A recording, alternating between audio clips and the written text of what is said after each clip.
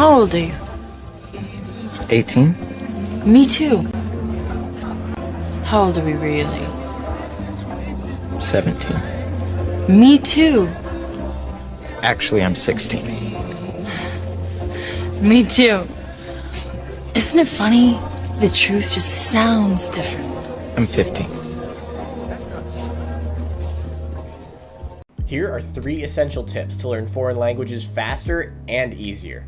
Before I get started, I just want to mention that all of these tips are also available on my website, ryanslanguagetips.com. If you want even more tips for how to study more efficiently and faster, then be sure to check out my blog posts on my website. So tip number 1 is focus on phrases and sentences.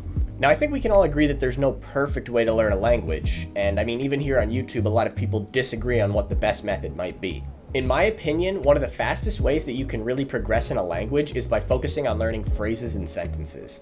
Let me give you a little example of how I was able to use this tip to really jumpstart my Chinese learning. So about 3 years ago, before I even started studying Chinese, I was playing a video game called PUBG, and I noticed that I had a lot of Chinese teammates, and they would often communicate usually in Chinese. Now, it was a bit frustrating for me to not be able to communicate with them, so what I ended up doing was I went online and I looked up some really simple phrases in Chinese, phrases like "let's go" or "follow me," and at the time I had absolutely zero understanding of how to pronounce words in Chinese or Chinese grammar or anything of that sort. Alright, where we going, boys? Now watch this. As soon as I say something in Chinese, they're all going to be like, oh yeah, okay. 哎，你们在吗？你们打算去哪里？哥们儿，你们好。I simply just tried to copy exactly how the phrases sounded to the best of my ability, and I would repeat them over and over to my teammates, saying things like, "Let's go, 我们走吧." Now, 2 things happened as a result of this. Number 1, my Chinese teammates got really excited whenever I would try and say phrases. Their excitement gave me a lot of inspiration to keep learning new phrases and keep trying and testing different sentences that I learned. The second thing was, some of the teammates that I met in-game would later add me as a friend, and we would play multiple games. And by playing multiple games with someone, I would start to develop a friendship with them, and we would be able to help each other in our different languages. Now keep in mind, this is day 1 of me learning Chinese. Now you're probably saying, well, what about grammar or tones? Those things are extremely important. You need to know those. Well, that's absolutely correct. But what I realized was, after learning sentences and phrases for a while, I was eventually able to pick apart certain grammar points, such as past tense and things like that. I think this method of picking apart sentences and phrases that you learn is a lot more interesting than learning single words or single grammar points at one time. And based on my example from playing PUBG, I was able to use those phrases and sentences I learned immediately. If I had just spent the first day learning individual words, I don't think it would be very useful to go on PUBG and say to a Chinese person, 米饭, 冰箱, 飞机. So in conclusion, I think learning phrases and sentences can be a great way to start studying a language, and you can focus on learning grammar and pronunciation kind of as you go, filling in the gaps, so to speak. Because at the end of the day, you can't be perfect when you're learning a language.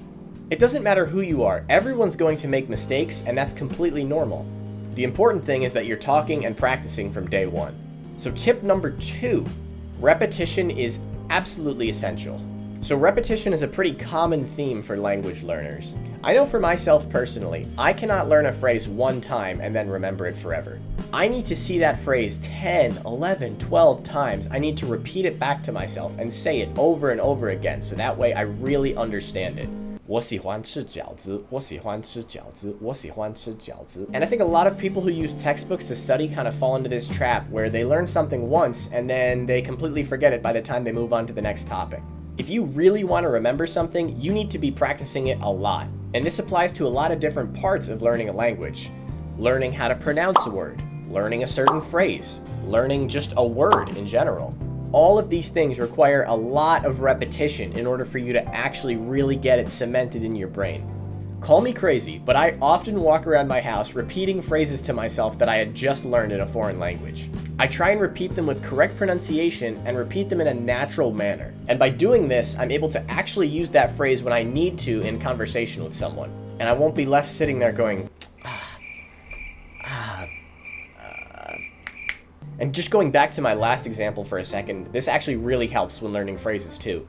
If you're repeating a phrase often and practicing it with people often, you're gonna remember it.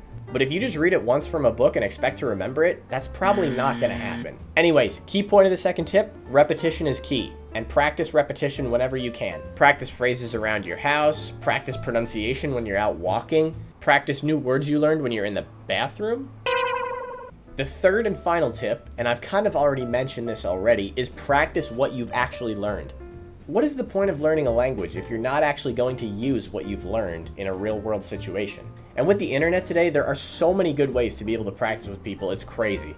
Let's say you learn some new phrases and you really want to practice them. Well, like I've already mentioned, you have video games as an option. Two of my favorite video games to practice are PUBG and VR chat. In addition to video games, you also have language exchange apps. So two ones that I've heard that are pretty good are HelloTalk and Tandem. And the best part of these apps is that you're meeting people that share the interest of language learning with you. So it's far more likely that they'll be very patient with you and very understanding when you're practicing. It also means you can get direct feedback on what you say. And again, this direct feedback will help you build so much confidence in your language learning journey. If you want to step it up a notch, you can use apps like Omegle or OmeTV.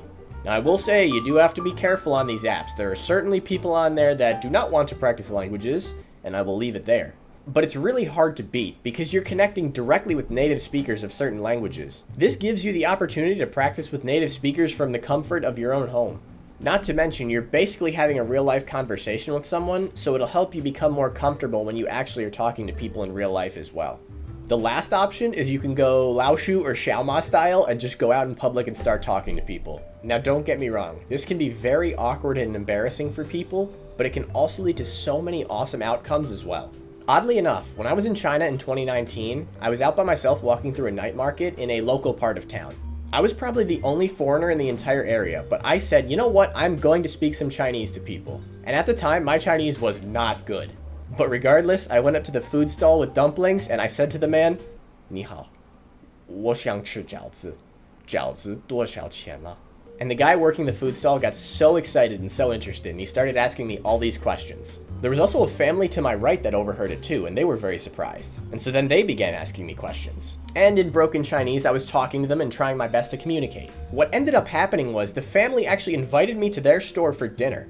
So we headed on over to their store, and I got to have some great food and enjoy some drinks as well. And of course, the guy introduced me to his whole family, and he made me take a picture with his kid as well.